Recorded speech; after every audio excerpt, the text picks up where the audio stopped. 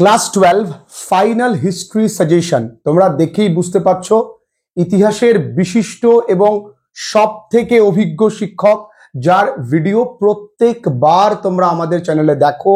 তোমরা অনেকে রিকোয়েস্ট করো যে স্যার কবে সিরাজুল স্যার আসবে, ইতিহাস সম্পর্কে আমাদের নিশ্চিন্ত করবেন।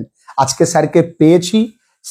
স্যারেরই লেখা একটা বই আমাকে দিতে এসেছিলেন, সেই বই সম্পর্কে আমরা বলবো।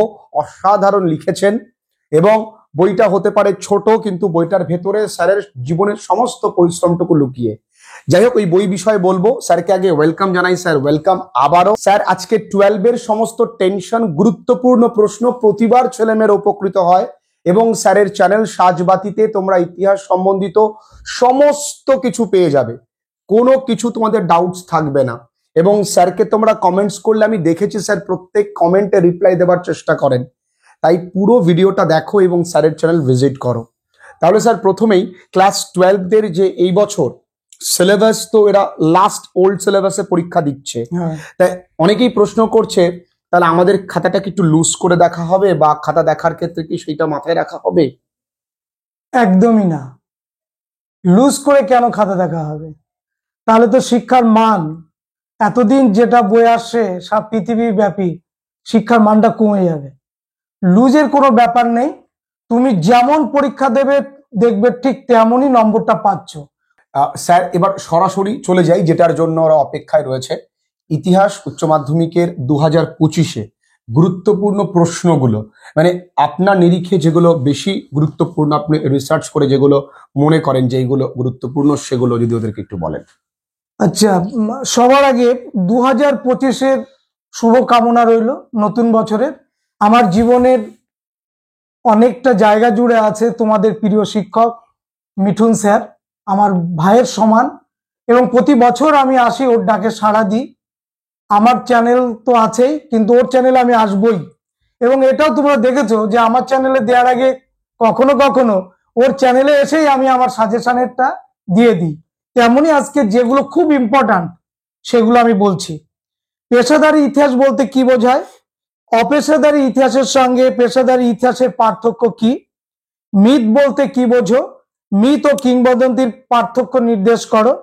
পলাশী ও বক্সার যুদ্ধের ফলাফলের তুলনামূলক আলোচনা করো। নানকিং ও তিয়ানজিনের সন্ধির মূল শর্তগুলি আলোচনা করো। সমাজ সংস্কারক হিসাবে রাজা রামমোহন রায়ের অবদান উল্লেখ করো। মন্টেগু চেমসফোর্ড আইনের ঠিক আছে, আগে সমালোচনামূলক, আবার ওই প্রশ্নটা আবার বলেন। মন্টেগু চেমসফোর্ড সংস্কার আইনের সমালোচনামূলক বিশ্লেষণ করো। বাংলায় 1943 খ্রিস্টাব্দের দুর্ভিক্ষের কারণ কি ছিল, এ ব্যাপারে ব্রিটিশ সরকারের ভূমিকা কি ছিল? ভারতের স্বাধীনতা সংগ্রামে নেতাজি সুভাষচন্দ্র বসুর অবদান কি ছিল? সুয়েজ সংকটের কারণ ও ফলাফল আলোচনা করো। এবং বাংলাদেশের মুক্তিযুদ্ধের পরিচয় দাও, সংক্ষিপ্ত পরিচয় সেটা দাও। এগুলো ছিল কিন্তু ফার্স্ট চয়েস, এইগুলো করতে হবে। এই 10টা কিন্তু ফার্স্ট চয়েস আমার কাছে। সেকেন্ড চয়েসে আমি কিছু প্রশ্ন তোমাদের সামনে রেখেছি। আচ্ছা স্যার, একটু ইন্টারাপ্ট করছি। এইগুলো কি সবটাই মানে ব্রড কোশ্চেন? সব ব্রড কোশ্চেন। আচ্ছা আচ্ছা আচ্ছা, জাদুঘর কাকে বলে? অতীত পুনর্গঠনে জাদুঘরের ভূমিকা। উপনিবেশবাদ ও সাম্রাজ্যবাদ বিষয়ে লেলিন ও হাফসানের বক্তব্য। কোম্পানির আমলে বিভিন্ন ভূমি রাজস্ব ব্যবস্থা উল্লেখ করো। রেলপথ প্রবর্তনের উদ্দেশ্য, ভারতীয় অর্থনীতিতে প্রভাব কি? আলিগড় আন্দোলনের সৈয়দ আহমেদের ভূমিকা। অবশিল্পায়নের কারণ ও ফলাফল। মল্লমিন্টো শাসন সংস্কার 1909-এর। রাওলাট আইনের উদ্দেশ্য, শর্তগুলি কি ছিল এবং গান্ধীজি কেন বিরোধিতা করেছিল? জোট নিরপেক্ষ আন্দোলন বলতে কি বোঝো, এর উদ্দেশ্য, ভারতের ভূমিকা। ট্রুম্যান ও মার্শাল পরিকল্পনার উদ্দেশ্য লেখো। চিরস্থায়ী বন্দোবস্ত, তার শর্ত, সুফল কুফল। হোচিমিনের নেতৃত্বে ভিয়েতনামের মুক্তিযুদ্ধ, মে 4th আন্দোলন। এই 23টা, টোটাল 23টা দিলাম। দেখো 8টা অধ্যায় আছে, 3টে করে করলেও 3 8 24টা কোশ্চেন। আমরা যারা শিক্ষকতা করি বা যারা এরকম ইউটিউবে আছি, হয়তো কম জায়গা জুড়ে আছি, মিঠুন ভাইয়ের মতো অতটা ব্যাপক জায়গা জুড়ে নই, তবু ছেলে মেয়ের ভবিষ্যৎ নিয়ে আমরা ছেলে খেলা করতে চাই না। এক একটা অধ্যায় থেকে 3টে করে করলে 3 8 24টা কোশ্চেন।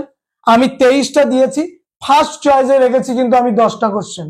আশা করি এখনো যা সময় আছে এইগুলো রিকভারি হবেই, এবং এইগুলো সবই ইউটিউব চ্যানেলে তোমরা পেয়ে যাবে। উত্তর স্যারের চ্যানেলে কিন্তু তোমরা প্রত্যেকেই বিনামূল্যে এই প্রত্যেকটা প্রশ্নের উত্তর আলোচনা করে দেওয়া রয়েছে, যাতে ওই ভিডিওগুলো ঠিকঠাক করে দেখতে পারলে জায়গায় তোমাদের, আমি জানি স্যারকে ব্যক্তিগতভাবে, স্যারের পড়া আমি দেখেছি, পড়ানো দেখেছি, ওখানেই কিন্তু মুখস্থ হয়ে যাবে। সুতরাং এই পিডিএফ দিন স্যার, পিডিএফ দিন না করে একটু কষ্ট করে দেখে নাও। নোটস স্যার বাজার চলতি অনেক বইতেই পাওয়া যায়, কিন্তু আপনি যখন বুঝিয়ে বুঝিয়ে লেখাবেন ওটা কানেক্ট করতে পারলে ওদের মুখস্থ বা মনে রাখতে বেশি সুবিধা হবে। পুরোটা দেখলে স্যারকে আমরা পেয়েছি যখন, স্যারের কাছ থেকে আমরা এডুকেশনের সাজেশনও পাবো আগামী ভিডিওতে, সেই ভিডিওটার জন্য তোমরা অপেক্ষা করো। ভালো থেকো প্রত্যেকেই।